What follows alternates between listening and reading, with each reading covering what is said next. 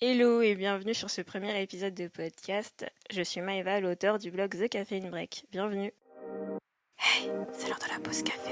Tu viens? Alors, déjà, je vais commencer par me présenter pour ceux qui ne me connaissent pas. Donc moi, c'est Maëva, comme je viens de le dire. J'habite en région parisienne et j'écris. Enfin, plus trop maintenant. Mais j'écris sur un blog qui s'appelle The Caffeine Break. Et j'ai pris un break. Et j'ai décidé de me lancer dans les podcasts parce que j'arrive plus à écrire, mais ça j'y reviendrai un peu plus tard. Autre chose à savoir sur moi aussi, je porte un appareil dentaire. Ça s'entend un petit peu peut-être parce que je zozote. Donc j'essaye de faire en sorte de bien articuler, mais si vous ne comprenez pas ce que je dis, j'en suis vraiment désolée. J'essaierai d'améliorer ça au montage. Mais c'est ma première fois, donc soyez indulgents, please. Sinon, qu'est-ce que je peux dire d'autre? Mon signe astrologique, c'est le signe de la Vierge. Je suis née en septembre. Je suis ascendant Lion et ma lune est en Gémeaux. Quoi d'autre? Mon MBTI, c'est INSTJ, il me semble, donc logisticien. Je suis quelqu'un qui est très dans le contrôle, dans l'organisation, voilà, dans l'analyse. Et qu'est-ce que je pourrais ajouter à ça? The Caffeine Break n'est pas mon premier blog. Avant ça, j'avais un blog qui s'appelait Black Hair Black Dress et qui était un blog mode. Donc j'étais blogueuse mode il y a 5 ans, à l'époque où les influenceurs n'existaient même pas encore. Voilà. Mais je pourrais en reparler un peu plus dans un autre épisode. Pour ce premier épisode, j'ai décidé que ça serait assez chill. Je vais un peu vous raconter ma vie, vous raconter les 6 derniers mois, depuis la dernière fois que j'ai posté un article qui parlait, je crois, du blues de l'hiver. J'ai vécu mon petit blues de l'hiver. J'ai pas écrit pendant 6 mois, donc il est temps un peu de vous faire un petit récap.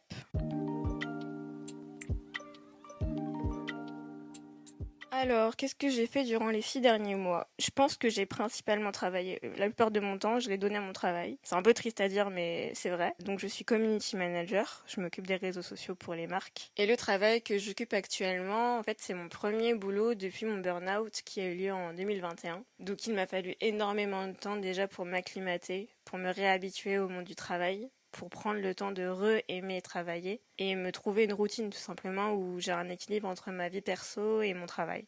Ça a été très très dur, mais je pense que ça j'y reviendrai plus en détail soit dans un article, soit dans un épisode de podcast, parce que je pense qu'il y a énormément de choses à dire et je pense que ça mérite en fait un article ou un podcast dédié. Comme j'ai passé la plupart de mon temps à travailler, j'y ai mis beaucoup de créativité parce que mon travail est très créatif. Je sais que le community management est très peu connu du grand public. Enfin, peu de gens savent ce qu'un community manager fait réellement. C'est bien plus que de juste poster sur Instagram. On te demande quand même de créer des visuels, créer du texte, créer des stratégies marketing et ça te bouffe en fait le cerveau.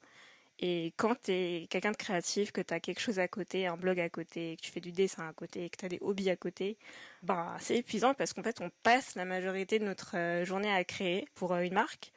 Et quand on arrive à la maison, le cerveau il est vidé et on peut plus créer quoi que ce soit pour nous-mêmes. Donc voilà, il y a aussi ça aussi en ce moment sur lequel je travaille, c'est essayer en fait de donner plus d'énergie à mes projets personnels et de garder en fait ma créativité pour les trucs qui comptent vraiment, mais de quand même continuer à être créatif dans mon boulot, mais pas que dans mon boulot, si vous voyez ce que je veux dire. C'est un équilibre à trouver, encore un autre équilibre à trouver, décidément.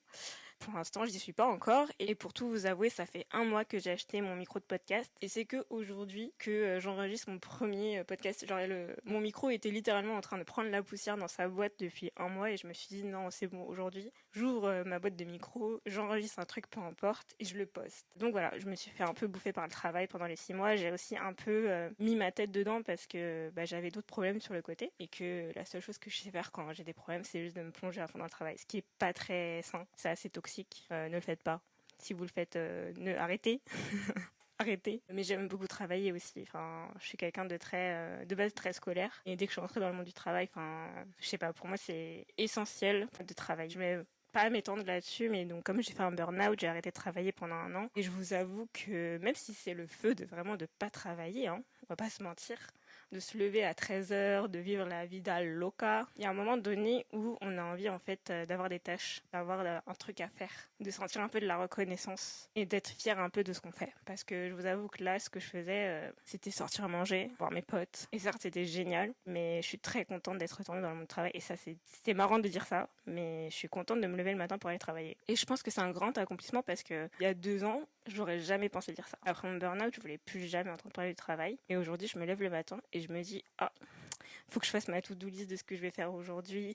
Faut que je fasse ça, ça, ça, ça. Il y a ça qui doit être rendu, il y a ce projet qui doit être fait. Et certes, des fois, je me plains. Parce que qui ne se plaint pas de son travail, mais je vis enfin, je peux le dire. Je vis enfin. Je vais arrêter de parler du travail parce que ça va devenir un peu plombant à la force. Après, je dis pas que le travail doit forcément vous rendre heureux, mais ça ne doit pas vous rendre malheureux. Si vous avez un truc à retenir, c'est que votre travail, s'il vous rend malheureux, c'est pas cool. Et si vous en avez la possibilité, je vous recommande fortement de quitter ce travail et de trouver quelque chose qui vous fait vibrer.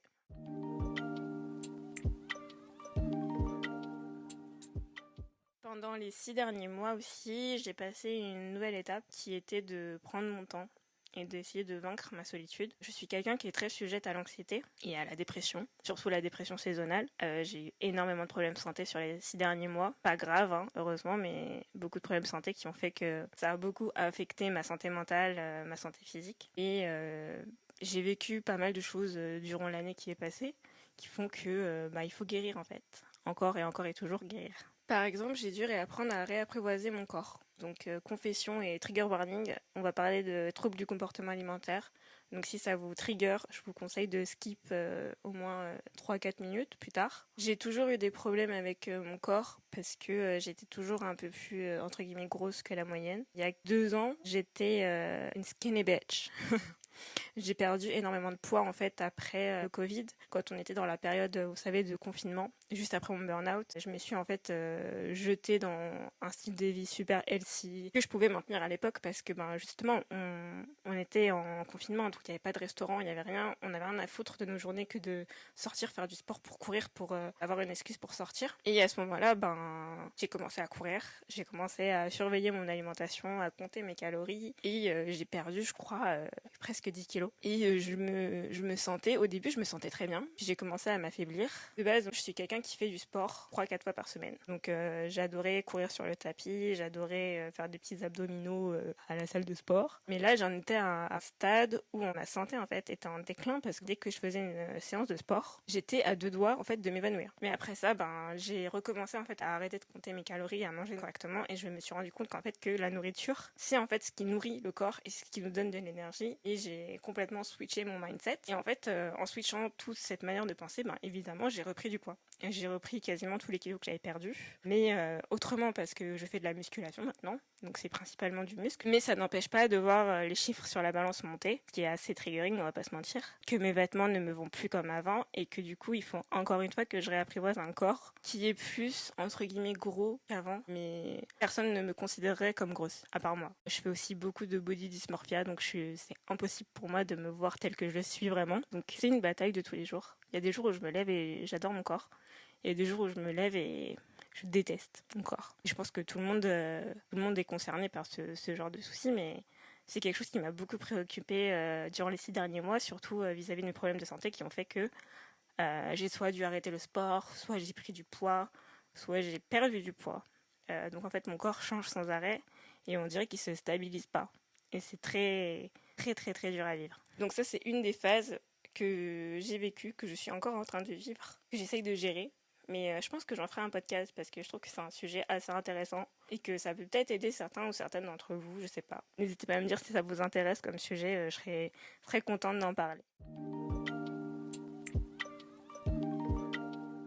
J'ai aussi passé ces 6 derniers mois à essayer de gérer ma solitude. Et pour être honnête, c'était même pas ces 6 derniers mois, c'était genre cette dernière année. Donc j'ai eu un passage assez compliqué où j'ai eu une rupture qui m'a beaucoup marquée et où je me suis sentie après ça très seule. Et c'est pas facile à gérer au quotidien parce que je suis quelqu'un d'assez solitaire de base. Je suis assez indépendante et introvertie. J'aime beaucoup passer du temps seule, faire des activités toute seule, j'adore. Mais me sentir seule, ça j'aime pas. C'est quelque chose sur lequel je travaille encore, pour être honnête. J'essaye en fait d'être moins dépendante des gens autour de moi. Mais gérer la solitude, ça prend du temps. Surtout de comprendre d'où vient cette solitude et pourquoi elle est là et comment on peut en fait la faire partir.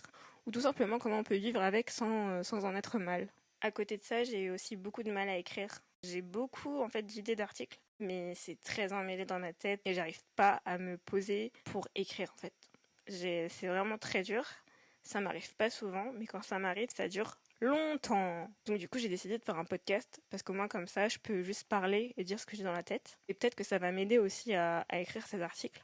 En sujet, par exemple, j'aimerais beaucoup aborder celui de mon corps, comme j'ai dit auparavant. J'aimerais aussi beaucoup parler de ce que ça fait de porter un appareil dentaire à 25 ans, de tout ce qui est rupture amicale, de mon burn-out, mais aussi de l'amour. J'aimerais faire des podcasts aussi avec mes amis, parce que je trouve qu'ils ont beaucoup de choses à dire, que ça pourrait être intéressant d'avoir une discussion autour d'un petit micro. J'espère vraiment que dans ces prochaines semaines, il y aura des articles qui vont sortir. Je promets rien, mais je vais essayer. Il faut que j'y arrive, voilà. Finger crossed.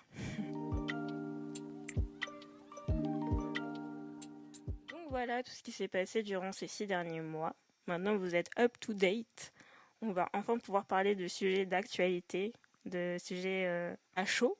J'ai hâte de sortir le prochain épisode de ce podcast. J'espère que ce premier épisode vous a plu, même s'il est assez court, que peut-être que j'articule pas assez, je pense. Mais c'est le premier, c'est mon premier test. Et on verra bien dans le prochain si je m'améliore. De toute façon, il faut que je m'améliore. Parce que j'aime trop en fait. C'est trop cool de tenir un micro et de parler, j'adore. J'ai l'impression d'enregistrer un vocal pour une pote. J'espère que vous, de votre côté, vous allez bien. Et que même si ça va pas bien, je vais vous le dire, ça va aller mieux. Peu importe ce que vous traversez, ce que vous avez dans la tête, ça ira mieux, je vous le dis. Je suis passée par là aussi, donc je vous dis que ça ira mieux. Et puis si vous en avez besoin, moi je vous ferai des épisodes de podcast sous forme de pep talk en fait. Parce qu'on est tous dans la même merde, qu'on passe tous via des phases difficiles et qu'il faut s'entraider dans la vie pour qu'on puisse tous guérir. Voilà. Je vous laisse sur ces quelques mots et je vous dis à très vite dans le prochain épisode. Ciao ciao!